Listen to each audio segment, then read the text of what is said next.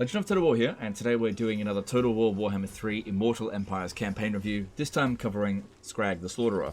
So Skrag's start position is Karak Angazar, sort of in the middle of the Border Prince's territory, but it's not his first start position that he's had for Immortal Empires. He used to start over at Myrmidons. Now, your first enemy is the Border Princes, and it's kind of a logistical...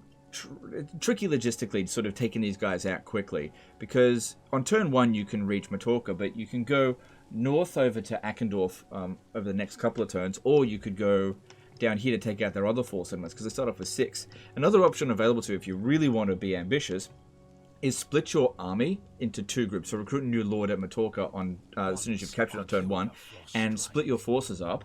Send the smallest force over to Eckendorf, since that'll be very easy to deal with, and send Skrag over to deal with the other army that they've got over here. That way they're not getting an opportunity to counterattack and recapture territory, not going too much in just one direction, because they're not going to peace out with you very easily. And you want to get rid of these guys fairly quickly before somebody else declares war on you.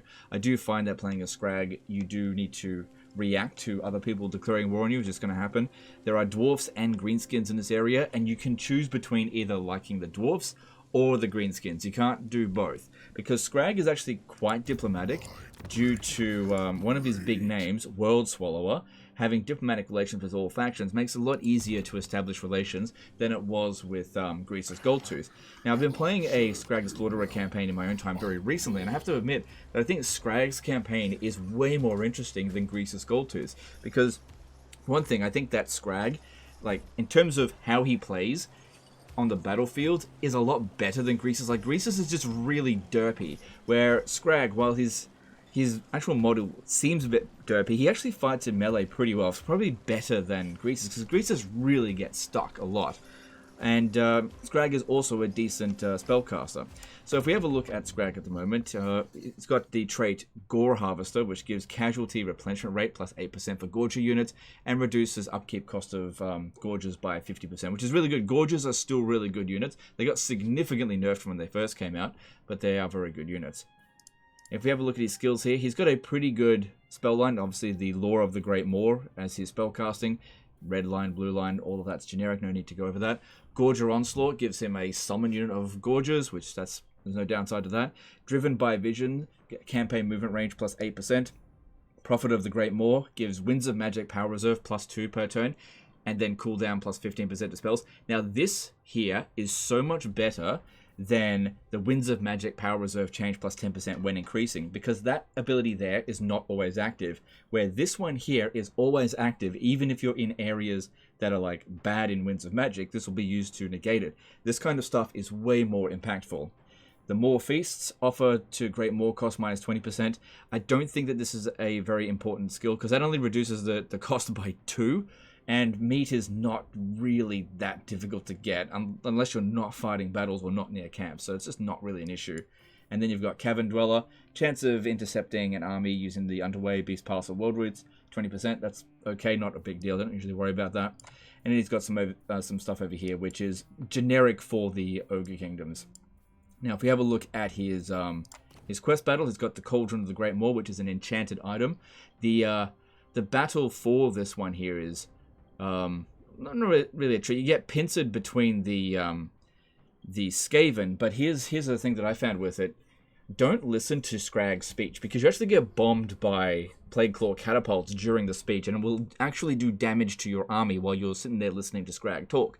If you just start the battle straight away, you don't take damage, and you can immediately decide which side you want to attack, which usually I go back for the Plague Claw catapult. So yeah, don't listen to Skrag talking. You'll actually end up in a worse position if you do that. But it's a pretty good item. Upkeep cost minus 5%, reduce corruption, melee attack, melee defense, and giving regeneration for Gorger units, which is fairly good, because you can see there it says affects units if it's a Gorger.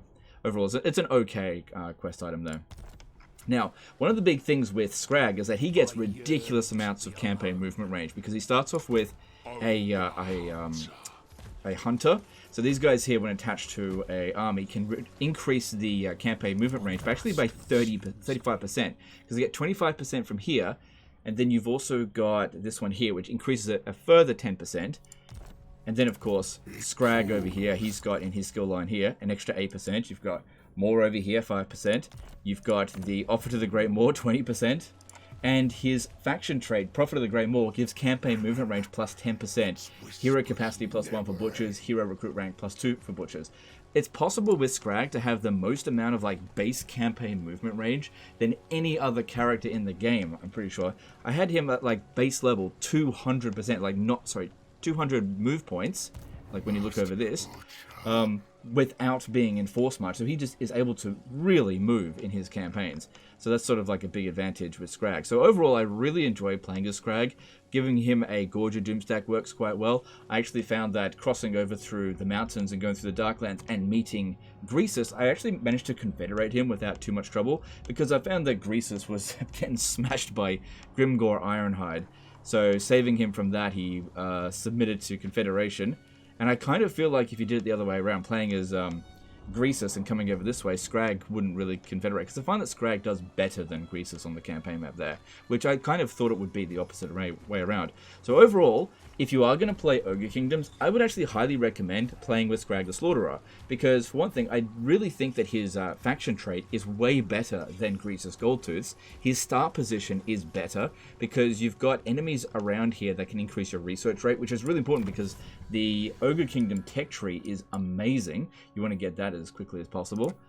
So getting that extra research rate is really good. That being said, you can increase your research rate through regular Slaughter Masters if you just get them to Reader of Portents, which of course Skrag is also kind of a legendary Lord Slaughter Master. But overall, really enjoyed this campaign. If you're interested in Ogre Kingdoms, I would probably recommend for optimal enjoyment playing this on probably very hard or legendary difficulty, because you want to be fighting lots of enemies. You want to be getting lots of loot, getting lots of meat.